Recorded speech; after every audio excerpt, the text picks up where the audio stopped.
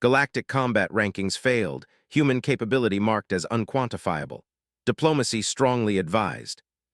The central chamber of the Galactic Council hummed with the soft blue light of 1,000 data streams. High above the marble floor, holographic displays showed star maps, trade routes, and diplomatic agreements that connected over 2,000 civilized species across the known universe. At the heart of this vast network stood the Threat Assessment Bureau, and at its core sat the Galactic Combat Rankings, a system that had never failed in 10,000 years. Director Zexther moved through the analysis chamber on his 6-segmented legs. His crystalline compound eyes reflected the dancing data as he reviewed the morning reports. The Catalian species had built the GCR system millennia ago, and it remained their greatest achievement. Every known species had been analyzed, ranked, and cataloged with perfect precision. Warriors, diplomats, and merchants alike trusted its assessments without question. Director, we have completed the preliminary scan of species 7841, announced junior analyst Myra, a young Catalian who had just earned her position 3 cycles ago. Her antennae twitched with excitement. The humans from planet Earth. First contact was established 2 standard weeks ago. The GCR system began its work, processing millions of data points in seconds. Physical strength calculations appeared first, showing measurements that placed humans in the lower middle range. Nothing impressive, but not concerning either. Technology assessments followed, revealing a species still bound to their home system with primitive fusion drives and basic energy weapons. Population analysis complete, Myra reported. 8 billion individuals across one planet, moderate numbers. No colonies detected yet. The holographic displays flickered, data streams stuttered and reformed.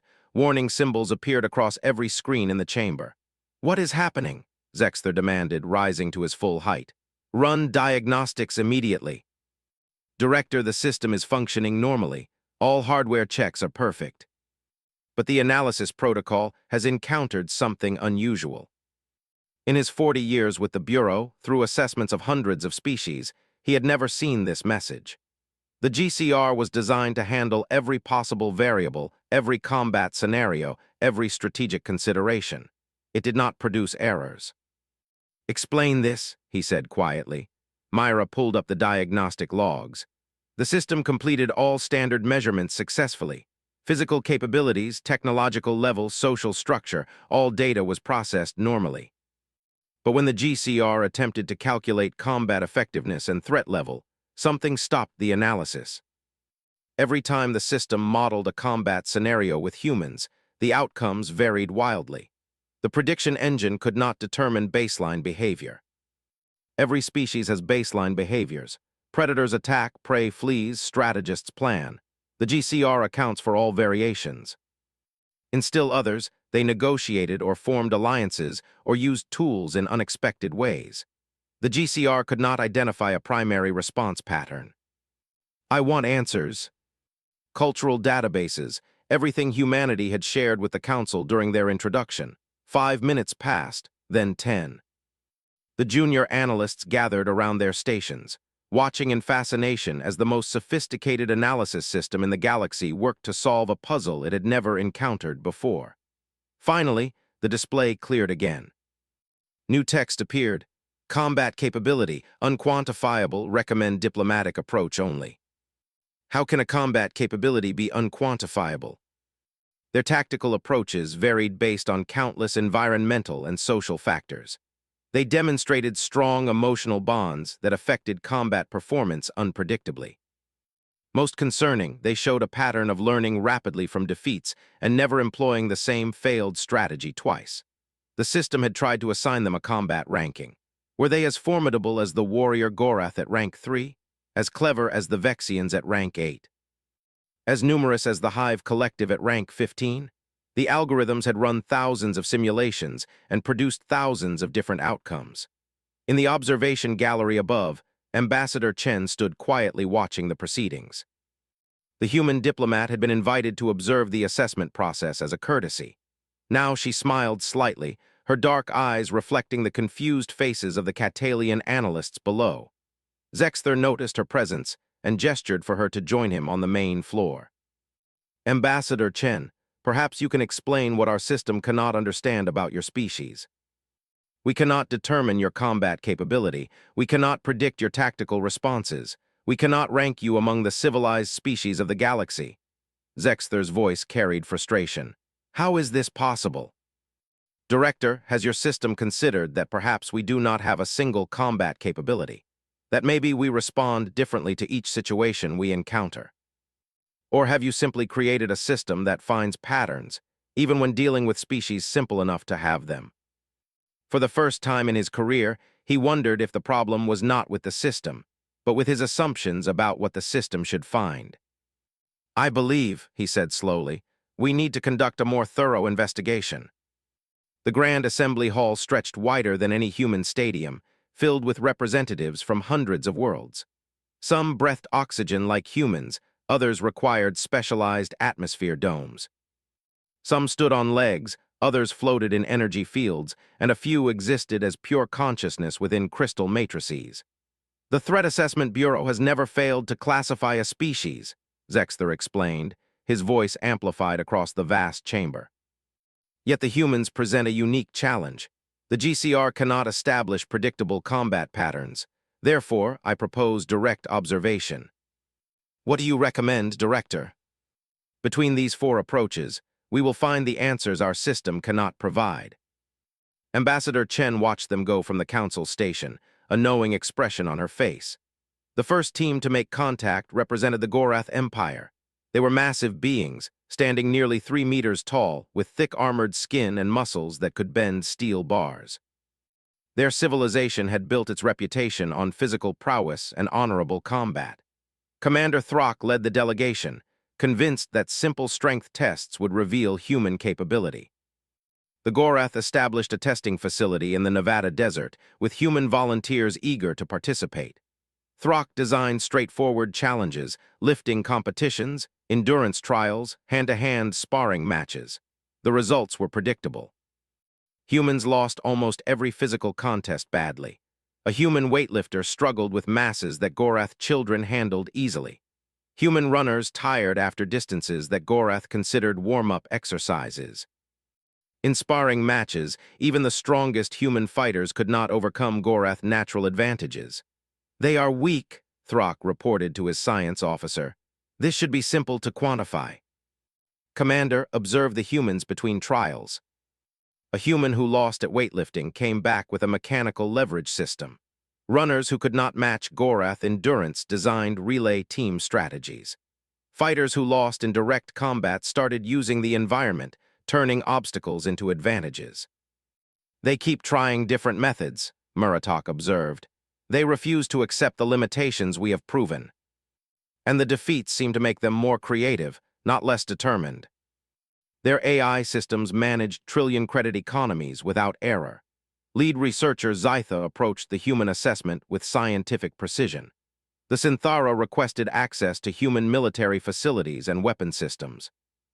Earth governments, eager to impress their new galactic neighbors, agreed. Zytha and her team examined everything from small arms to orbital defense platforms. The technological gap was enormous. Human fusion reactors produced a fraction of the energy that Synthara power cores generated. Human weapons relied on kinetic projectiles and basic energy beams, while Synthara possessed matter disruptors and quantum disruption fields.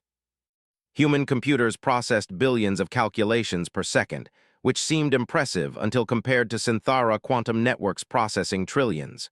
Primitive, Zytha concluded. Their technology poses no threat to advanced civilizations. Researcher Zytha, look at this progression timeline. From chemical rockets to plasma drives, the rate of advancement was extraordinary. Notice their innovation patterns, Pelix continued.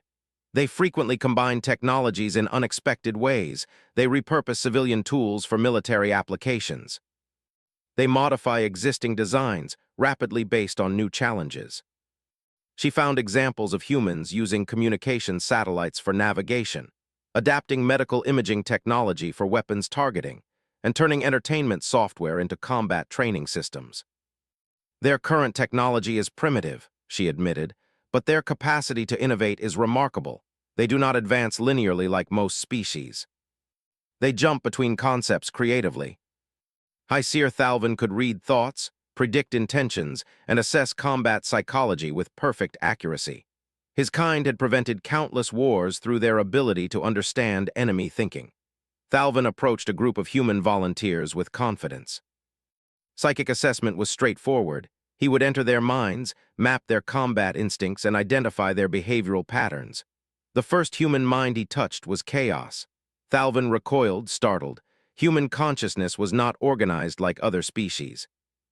Where Gorath minds showed clear hierarchies of instinct and honor, and Synthara minds displayed logical decision trees, human minds seemed to hold multiple contradictory thoughts simultaneously. They could feel fear and courage at the same moment. They could desire peace while preparing for conflict. They could trust and suspect the same individual. "This is impossible," Thalvin told his apprentice, Seer Kynra. "Their minds resist predictive analysis. I cannot determine how a human will respond to a threat because they seem uncertain themselves until the moment arrives. Their emotional states influence their decision-making in unpredictable ways. Their strong social bonds created loyalty patterns that overrode logical self-interest. High Seer, I believe humans make decisions based on immediate context rather than predetermined patterns," Kynra suggested. "They evaluate each situation freshly rather than relying on instinctive responses. Unpredictable minds can be confused and misdirected. Their unpredictability may be protective." General Zarketh viewed warfare as mathematics: calculate all variables, identify optimal strategies, execute flawlessly. His team brought sophisticated battle simulation technology to test human strategic thinking. Human military commanders eagerly accepted the challenge. Zarketh designed scenarios ranging from small unit tactics to fleet-level engagements. The simulations used standard galactic warfare parameters: force strength, terrain advantages, technological capabilities, and supply lines. The first battles went as expected. Human commanders lost to superior Vexian tactics, but then something strange happened. In subsequent simulations, humans stopped following conventional warfare rules. They ignored standard tactical doctrine. They created unpredictable strategies that violated established military theory. In one simulation, human commanders abandoned a defensive position that all tactical analysis said they should hold. In another, they deliberately weakened their own supply lines to lure Vexian forces into a trap. In a third, they negotiated with neutral parties mid-battle, forming alliances that changed the entire strategic situation. "They are cheating," one Vexian analyst complained. "No," Zarketh corrected. "They are rewriting assumptions. They do not accept the parameters we consider fixed." Each team had reached different conclusions. The Gorath saw weakness but noted unusual persistence. The Synthara found primitive technology but remarkable innovation. The Mindel discovered chaotic minds resistant to prediction. The Vexians documented tactical creativity that defied standard military theory. Zexther fed all the reports into the GCR system, hoping the combined data would finally produce a clear answer. The system processed for 6 hours. Then it displayed a new message: "Warning, subject demonstrates inconsistent capability scaling." She smiled and sent a message back to Earth: "They are beginning to understand." Each screen told a different story about humanity: weak but persistent, primitive but innovative, chaotic but creative. The pieces did not fit together into any pattern the GCR could recognize. He made a decision. If present observation could not explain humans, perhaps their past would. "Computer, access the GCR historical analysis protocols," Zexther commanded. "I want a complete review of human military history, every conflict, every battle, every war they have recorded. Find the pattern that explains their behavior." Now those records would undergo the most thorough analysis any species had ever received. The GCR processed information at incredible speed. It examined human conflicts spanning thousands of years, from ancient battles fought with simple weapons to modern engagements involving advanced technology. Within hours, it had analyzed over 10,000 separate military encounters across every continent and culture on Earth. Zexther expected clarity. Instead, he found more questions. The first holographic display showed a battle from human history called Thermopylae. A small force of 300 soldiers held a narrow mountain pass against an army of thousands. The tactical analysis was straightforward, use terrain to neutralize numerical advantage. But the GCR noted something unusual. The defending humans knew they would lose. They fought anyway, buying time for others to escape. They chose certain death to achieve a strategic goal. Emotional decision-making, Zexther muttered.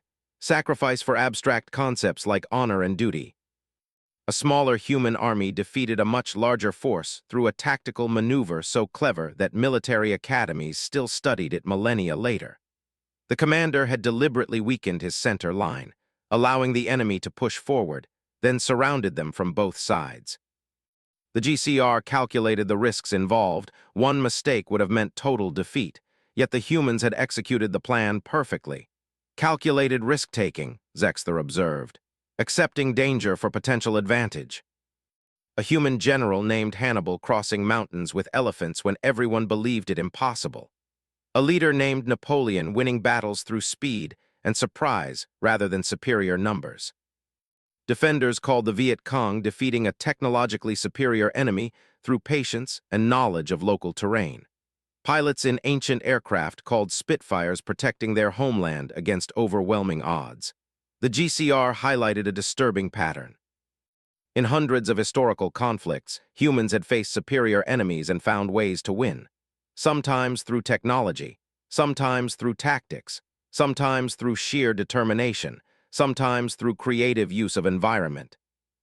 The methods varied wildly, but the outcome repeated. Humans adapted until they found solutions. Zexther called for Ambassador Chen. She arrived within the hour, entering his office with her characteristic calm confidence.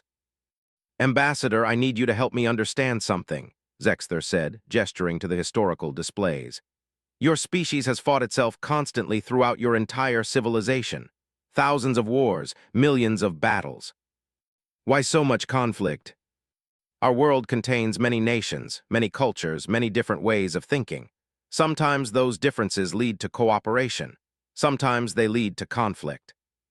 The GCR has identified a learning pattern. Your people never make the same tactical mistake twice. If a strategy fails, you modify it or abandon it completely. If an enemy uses a technique successfully against you, you study it and develop counters. Your military knowledge compounds across generations. Every battle, whether victory or defeat, becomes a lesson for future generations. Logic says you should have surrendered or retreated. Instead, you adapted. You used terrain when you lacked strength. You innovated technology when you lacked weapons. You employed guerrilla tactics when you lacked numbers.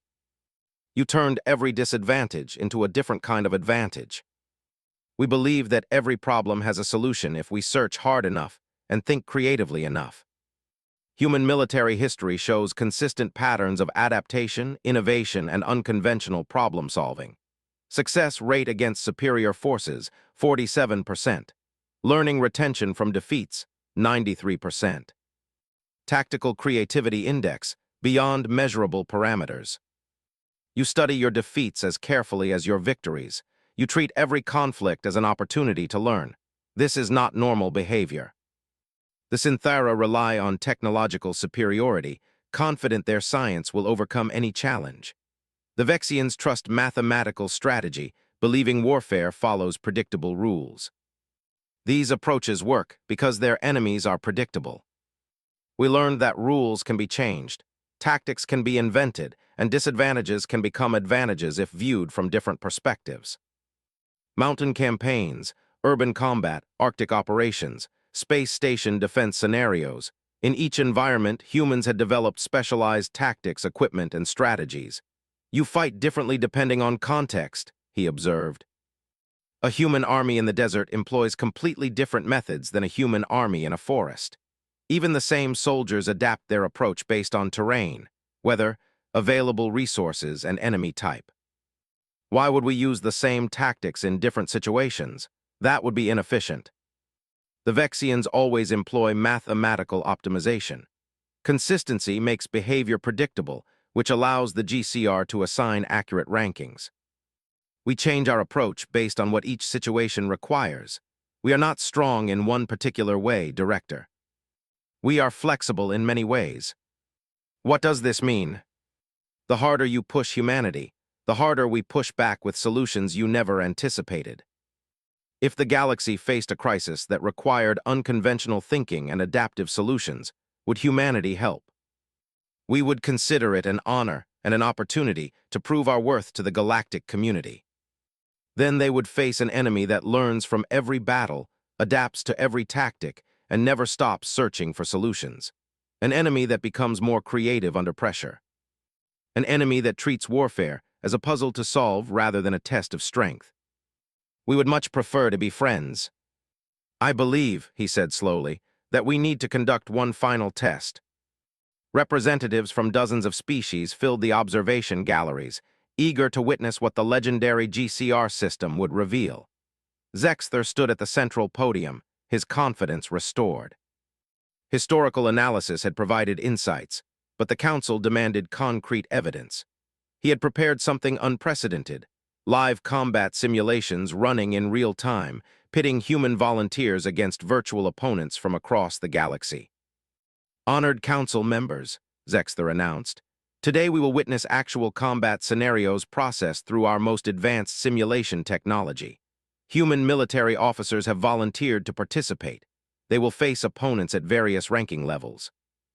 The GCR will observe, analyze, and finally provide the classification we seek.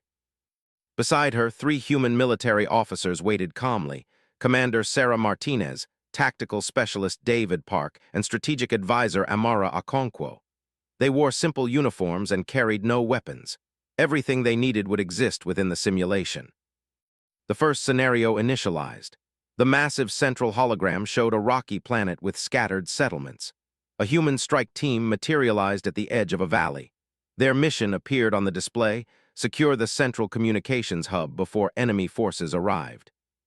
The opponents are Gorath warriors, Zexther explained. Ranked 3rd in the galaxy for combat effectiveness, superior strength, advanced armor, honorable but aggressive tactics. Gorath forces appeared on the opposite side of the valley, moving directly toward the communications hub with typical warrior confidence. The humans immediately scattered into the rocky terrain, disappearing from direct view. The Gorath commander in the simulation did what Gorath always did. He led his warriors in a direct assault on the objective. They moved with impressive speed and coordination, their heavy armor protecting them from the harsh environment. Then the first trap activated. Rocks tumbled down a slope, not enough to harm the armored Gorath, but enough to slow their advance and funnel them into a narrower path. The second trap followed, a rock slide that separated the Gorath forces into 2 groups. The third trap was more subtle. The humans had somehow caused a dust storm using the local environment, reducing visibility. By the time the Gorath reached the communications hub, the humans had already secured it. They had never engaged in direct combat. They had used terrain, timing, and environmental manipulation to achieve their objective while avoiding their opponent's superior strength. The Gorath ranking algorithm flickered uncertainly. The simulation designated the humans as victors, but the method of victory did not match any standard combat doctrine. Interesting, Zexther admitted, but perhaps they simply avoided combat. Let us try scenario 2. This time, the setting was a space station under siege. The opponents were Catalians, Zexther's own species, ranked 7th for their tactical coordination and advanced technology. Commander Martinez took point for this scenario. Her team spawned inside a damaged section of the station with limited resources. The Catalian forces controlled the main power core and had superior numbers. The simulation expected the humans to either attempt a direct assault or surrender. Instead, Martinez did something unexpected. She accessed the station's communication systems and began broadcasting on all frequencies. In the simulation, she contacted the native inhabitants of the station, a neutral trading species caught between the 2 forces. She offered them protection in exchange for information about the station's layout and the Catalian positions. Within minutes, the humans had formed an alliance with civilians who had been ignored by the tactical algorithms. The native traders provided access to maintenance tunnels. They shared knowledge of hidden supply caches. Most importantly, they revealed that the Catalians had been protecting the power core to prevent station-wide system failure, not as an aggressive tactical choice. Martinez immediately contacted the Catalian commander in the simulation and proposed a cooperative solution. Her team would help repair the damaged sections while the Catalians maintained core systems. They would share control of the station rather than fight over it. The simulation froze. The GCR could not process a scenario where combatants chose cooperation over conflict. The ranking algorithms had no parameters for measuring alliances formed during active combat situations. That was not combat, one council member objected.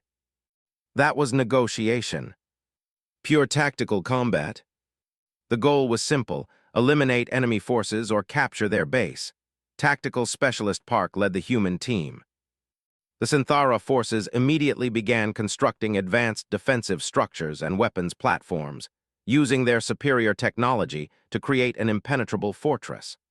Park studied the situation for several minutes while his team gathered basic resources. Then he did something that made several council members gasp. He began modifying the simulation parameters themselves. Using the limited computer systems available within the scenario, Park accessed the environmental controls. He adjusted gravity in specific zones. He altered atmospheric composition to create electrical interference. He even modified the day-night cycle to create tactical advantages at specific times. "That is cheating," a Synthara representative shouted from the gallery. "He is hacking the simulation." He used them. Their defensive algorithms could not adapt to environmental changes they had not anticipated. The humans won without firing a single shot. They had transformed the battlefield itself into their weapon. The GCR system began displaying error messages across multiple screens. Its algorithms could not categorize environmental manipulation as a combat technique. The ranking system had no method for measuring creative use of non-military resources. Zexther stared at the cascading errors with growing alarm. "Final scenario," he announced, his voice strained. "Multiple opponents, maximum difficulty, no environmental modifications allowed." The scenario showed a planetary invasion with humans defending against a combined force of Gorath warriors, Catalian tacticians, and Synthara technology, the three highest-ranked military powers working together. Strategic advisor Okonkwo took command. The odds were overwhelming. The simulation gave the humans 48 hours before the combined forces would overwhelm all defensive positions. Okonkwo studied the situation carefully. Then she opened a communication channel to all three opposing commanders simultaneously. "This is Strategic Advisor Okonkwo of Earth Defense Forces. I propose immediate peace negotiations.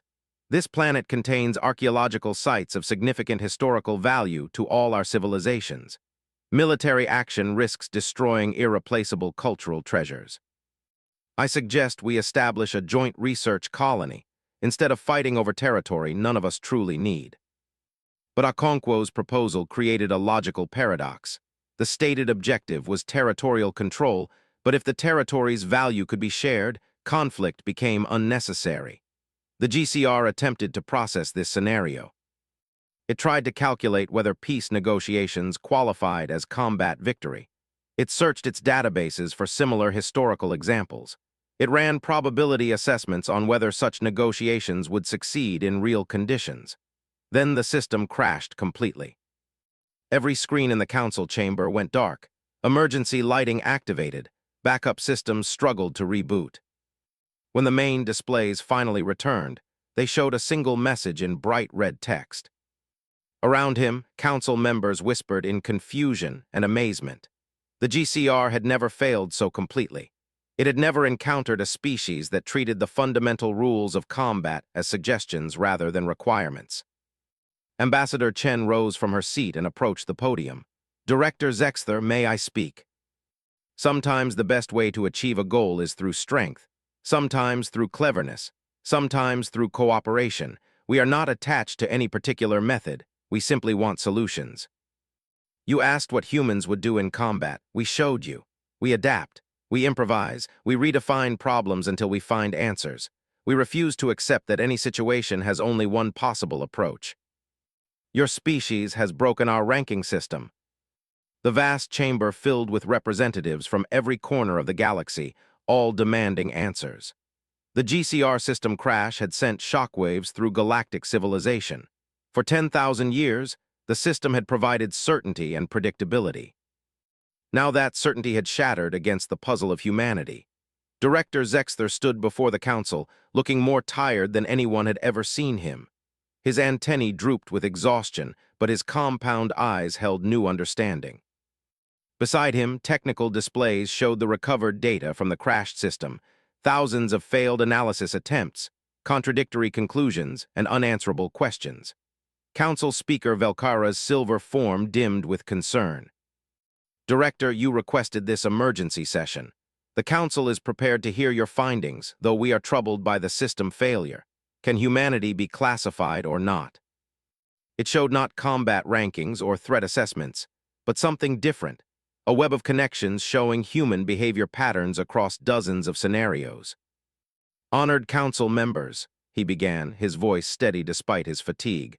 I have spent weeks trying to force humanity into our existing classification system. I have failed, but in failing I have learned something far more valuable. We have been asking the wrong question. They assume that strength, technology, and tactics follow predictable patterns. I am saying humans cannot be measured by strength alone. Your people are far stronger. The Synthara possess superior technology. The Vexians demonstrate better tactical planning. By every individual metric, humans appear average or below average. They treat every challenge as unique, rather than applying universal approaches. When challenged by Synthara technology, they manipulated the environment itself. When threatened by overwhelming force, they proposed peace. Each response was different because each situation was different. We found their minds resistant to prediction. Is this related? They consider multiple options simultaneously. They change their minds based on new information. This makes them unpredictable, but it also makes them incredibly flexible. They have survived ice ages, plagues, natural disasters, and countless wars. They have spread across every environment on their planet, from frozen poles to burning deserts. They did not evolve natural armor like the Gorath or hive minds like the Collective. They evolved the ability to change their behavior faster than their environment could change around them. Beside her, the three human military officers sat with quiet dignity, representing their species before the greatest powers in the galaxy. A Vexian general activated his communication link. Director, what threat do humans pose to galactic security? That is what the Council must know. Against minor threats, they respond mildly. Against major threats, they become creative and determined. Against existential threats, they become revolutionary. If we treat them as enemies, they will become increasingly dangerous opponents. Not because they are naturally aggressive, but because they will adapt to overcome whatever challenges we present. Species who had built their power on military might look uncomfortable. Others who valued diplomacy and cooperation looked intrigued. Council Speaker Velkara raised her hand for silence. Director Zexther, you have explained what humans are. Now tell us what the Threat Assessment Bureau recommends. I recommend we create a new classification category, he said clearly. Not a ranking number, but a special designation that acknowledges species whose capabilities cannot be quantified through standard metrics. I recommend humanity be designated as capability unquantifiable, diplomatic priority. This classification acknowledges that humans do not fit traditional combat rankings and strongly recommends diplomatic rather than military engagement. Why diplomatic priority? A council member challenged. Because humans excel at exactly what traditional combat rankings measure poorly: problem-solving, adaptation, and creative thinking, Zexther explained.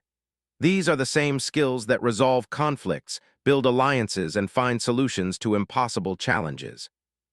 The galaxy needs humans as partners, not as adversaries. Commander Martinez formed alliances. Specialist Park modified environments. Advisor Okonkwo proposed peace. Each found ways to achieve objectives without unnecessary destruction. You are suggesting we rank humans as special because they are unpredictable. The galaxy faces challenges that cannot be solved through traditional warfare. We need species who think differently, who approach problems from unexpected angles, who refuse to accept that any situation is truly hopeless. Does any council member wish to speak before we vote? Director Zexther has spoken wisely about my species, she began. But I want to add something he has not mentioned. Humans are not just adaptable in combat, we are adaptable in friendship. We form bonds across cultural boundaries. We learn from those different from us. We celebrate diversity because it makes us stronger.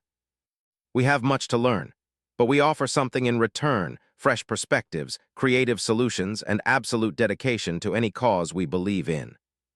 We will share our adaptability. We will contribute our creativity. We will stand beside you against any challenge. We ask only that you give us the chance to prove our friendship is as valuable as our combat capability. Then Council Speaker Velkara spoke. The Council will vote on Director Zexther's recommendation. All in favor of designating humanity as capability unquantifiable, diplomatic priority, and granting Earth special diplomatic status. The Gorath voted in favor, respecting human persistence. The Synthara voted in favor, valuing human innovation. The Mindel voted in favor, appreciating human mental complexity. The Vexians voted in favor, recognizing human tactical creativity. The vote passed unanimously. Velkara's form blazed with brilliant light. Let it be recorded, humanity is granted diplomatic priority status. Earth becomes a special diplomatic zone under Council protection. Furthermore, human representatives are invited to join the Galactic Peacekeeping Initiative, where their unique problem-solving abilities may serve the greater good. Ambassador, I apologize for underestimating your species. The tool was not wrong, it was just not the right tool. That sometimes the most powerful ability is the ability to change. That is the best possible introduction to galactic civilization we could have hoped for. When it finished rebooting, it displayed humanity's new classification. Species demonstrates unique capacity to transform disadvantage into advantage through adaptive thinking and creative problem-solving. Diplomatic engagement mandatory. Military escalation strongly discouraged. Potential value as peacekeepers and negotiators exceptional. Best practice, present them with problems to solve, not battles to fight. Instead of viewing this as failure, he now understood it as discovery. The galaxy was bigger and more complex than any ranking system could capture. And humanity had just proven that the most valuable species might be the ones who refused to fit into comfortable categories. In her quarters, Ambassador Chen sent a message home to Earth. We are officially part of the galactic community, not as warriors, not as conquerors, but as partners, friends, and problem solvers. The adventure is just beginning. Claude is AI and can make mistakes. Please double-check responses. Sonnet 4.5.